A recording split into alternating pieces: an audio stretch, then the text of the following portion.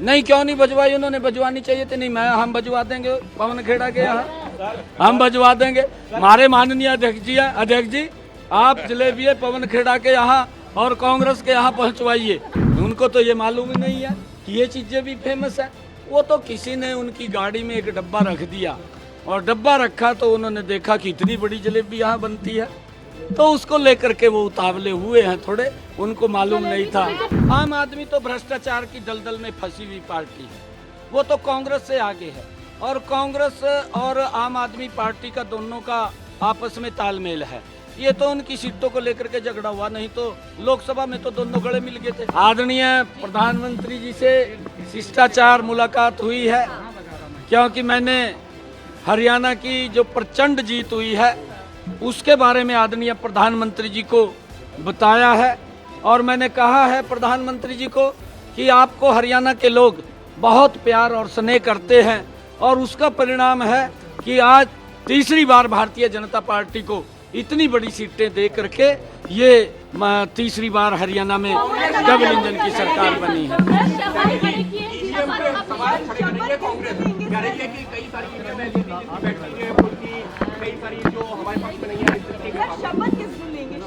देखिए, जो ईवीएम के ऊपर सवाल उठाने वाले लोग हैं, मैंने 4 रोज पहले कहा था, जो यहाँ पर सर्वे की रिपोर्ट आ रही थी, उस सर्वे की रिपोर्ट के अंदर एक तरफा कांग्रेस के पक्ष में माहौल था।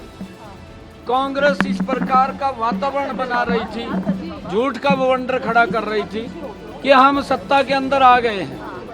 और मैंने बार बार इस बात को कहा, मेरी कोई भी बाइट आपने देखी होगी, सुनी होगी, मैंने ये बात कही है कि हमने इतना काम किया है पिछले 10 वर्षों में आदरणीय मोदी जी के नेतृत्व में, और मुझे पूर्ण विश्वास है कि हरियाणा के अंदर तीसरी बार बहुत बड़े मैंडेट के साथ एक तरफा जीत भारतीय जनता पार्टी की होगी।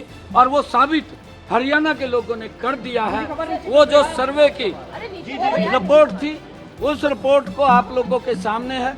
मेरे को ये भी पूछा गया था, जब पत्रकारों ने ये पूछा था कि सर्वे ये दिखा रहे हैं, मखा सर्वे की अपनी रिपोर्ट होती है, उनका अपना आंकलन होता है, मैं उसके ऊपर कुछ नहीं बोलना चाहता, परंतु मेरा भी आंकलन है, क्योंकि मेरा आंकलन ये है कि मोदी जी ने जो काम किए हैं, मुझे पता, उन्होंने गरीब के लिए 5 लाख रुपए का आयुष्मान कार्ड दिया है।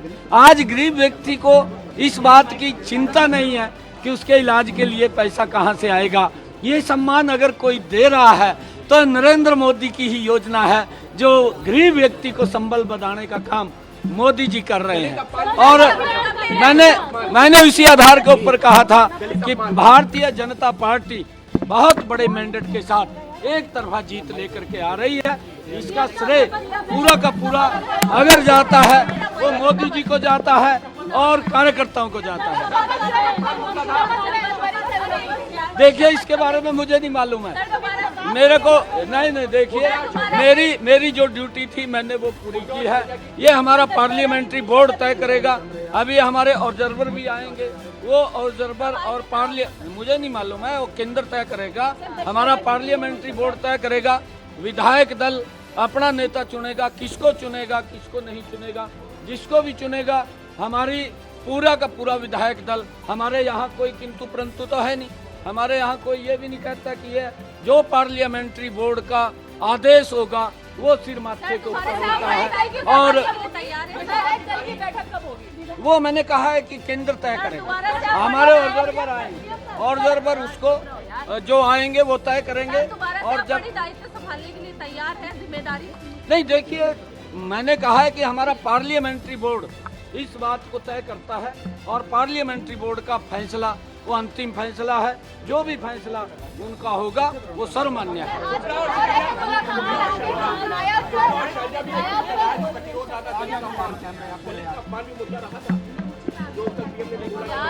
नहीं, देखिए, कांग्रेस के डीएनए के अंदर है ये, इन्होंने कभी भी दलितों का सम्मान नहीं किया। दलितों को अपमानित करने का काम ये कांग्रेस पार्टी करती रही है और कांग्रेस ने हमेशा, आप इनका कार्यकाल देखिए, ये यहाँ से नहीं है, इन्होंने डॉक्टर भीमराव अंबेडकर जी को सम्मान नहीं दिया, उसको अपमानित करने का काम ये कांग्रेस पार्टी ने किया। जिस पवित्र संविधान की रचना डॉक्टर भीमराव अंबेडकर जी जो उसके मुखिया थे, उन्होंने उसका निर्माण किया, उस पवित्र संविधान को भी अपमानित करने का काम ये कांग्रेस पार्टी कर रही है। इन्होंने पिछले इलेक्शन के अंदर उस पवित्र संविधान की बुक उठा करके किस प्रकार का झूठ वो देश के अंदर बोलने का काम किया। मैं बार बार ये बात कह रहा था, इनका झूठ 3 जगह चला है। एक हिमाचल में चला है, एक कर्नाटक में चला है, एक तेलंगाना में चला है, और अब इनका झूठ बिकने वाला नहीं है। अब इनका झूठ राजस्थान ने ठुकरा दिया है, मध्य प्रदेश ने इनके झूठ को ठुकराया है, और छत्तीसगढ़ ने इनके झूठ को ठुकराया है। अब हरियाणा के लोगों ने इनको बाहर का रास्ता दिखा दिया है कि ये झूठ बोलते हैं, इनके पास झूठ से सिवाय कुछ नहीं है। इनकी मंशा को, इनकी सोच को आज समझ चुके हैं कि कांग्रेस विकास की बात नहीं करती, झूठ की बात करती है, और उस झूठ को लेकर के उनको निकालती है।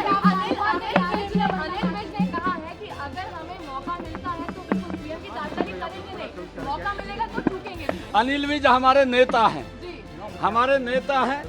वो अगर उन्होंने कुछ कहा है तो वो हमारे नेता बोल सकते हैं, कह सकते हैं। मैं आपको बताऊंगा, मेरी सभी उच्च लीडरशिप का मैं धन्यवाद करना चाहूंगा, क्योंकि उन्होंने हमें संभाला है। उन्होंने आकर के हरियाणा के अंदर सभी हमारी बड़ी उच्च लीडरशिप ने, चाहे माननीय अमित शाह जी हैं, चाहे आदरणीय जगत प्रकाश नड्डा जी हैं, आदरणीय ठाकुर राजनाथ सिंह जी हैं, हमारे धर्मेंद्र प्रधान जी हैं, हमारे विप्लव कुमार देव जी हैं, हमारे सुरेंद्र नागर जी हैं, और हमारे सतीश पूनिया जी हैं। हमारी जो केंद्रीय उच्च लीडरशिप है उन्होंने हमें संभाला है, और हमारे इलेक्शन को गति देने का काम उन्होंने किया है। और जो मोदी जी की नीतियाँ हैं उनको एक मजबूती से नीचे तक पहुंचाने का काम किया है। हम सबको मिलकर के उनका धन्यवाद करेंगे।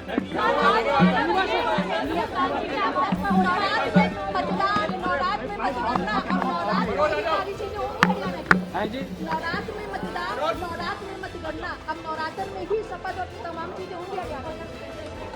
नहीं, देखिए ये विषय नहीं है, ये विषय नहीं है। मैंने कहा है कि हमारा पार्लियामेंट्री बोर्ड उसको तय करेगा, जब भी वो तय करेगा तो हमें जैसा आदेश करेगा।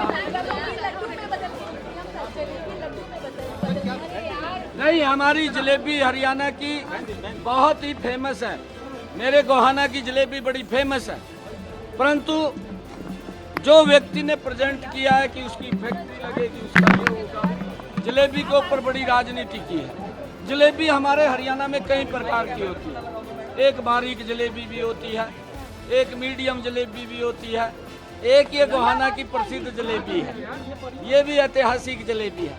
परंतु ऐसा हमारी जो हरियाणा का कल्चर है, हरियाणा की हमारी संस्कृति है, हमारे हरियाणा का जो खान पान है अलग अलग क्षेत्र में अलग अलग है। कहीं की बर्फी फेमस है, कहीं की अमृति फेमस है, कहीं का घेवर फेमस है, कहीं का हमारा जो घेवर के साथ साथ फिरनी है वो फेमस है। परंतु उनको तो ये मालूम ही नहीं है कि ये चीज़ें भी फेमस है। वो तो किसी ने उनकी गाड़ी में एक डब्बा रख दिया, और डब्बा रखा तो उन्होंने देखा कि इतनी बड़ी जलेबी यहाँ बनती है, तो उसको लेकर के वो उतावले हुए हैं थोड़े, उनको मालूम नहीं था। जब शुरू हुई थी तो पवन खेड़ा ने कहा था कि प्रधानमंत्री नरेंद्र मोदी और गृह मंत्री अमित शाह के यहाँ जलेबियां भिजवाई जाएगी। नहीं, क्यों नहीं भिजवाई? उन्होंने भिजवानी चाहिए थी। नहीं, हम भिजवा देंगे पवन खेड़ा के यहाँ, हम भिजवा देंगे। हमारे माननीय अध्यक्ष जी हैं, अध्यक्ष जी आप जलेबियाँ पवन खेड़ा के यहाँ और कांग्रेस के यहाँ पहुँचवाइए, जलेबियाँ जानी चाहिए वहाँ पे। क्या वजह रही क्षेत्रीय पार्टियां चल नहीं पाई चुनाव में? है जी, क्षेत्रीय पार्टियां क्यों पिट गई चुनाव में? रैलो, जेजेपी, आम आदमी पार्टी ये सब निपट गई चुनाव में। आम आदमी तो भ्रष्टाचार की दलदल में फंसी हुई पार्टी है, वो तो कांग्रेस से आगे है, और कांग्रेस और आम आदमी पार्टी का दोनों का आपस में तालमेल है। ये तो उनकी सीटों को लेकर के झगड़ा हुआ, नहीं तो लोकसभा में तो दोनों गले मिल गए थे, एक दूसरे को गाली भी देते थे, विधानसभा में भी मिलने वाले थे। और तो सीटों को लेकर के तालमेल नहीं बना, क्योंकि लोग समझ चुके हैं कांग्रेस भ्रष्ट है और आम आदमी उससे महाभ्रष्ट है।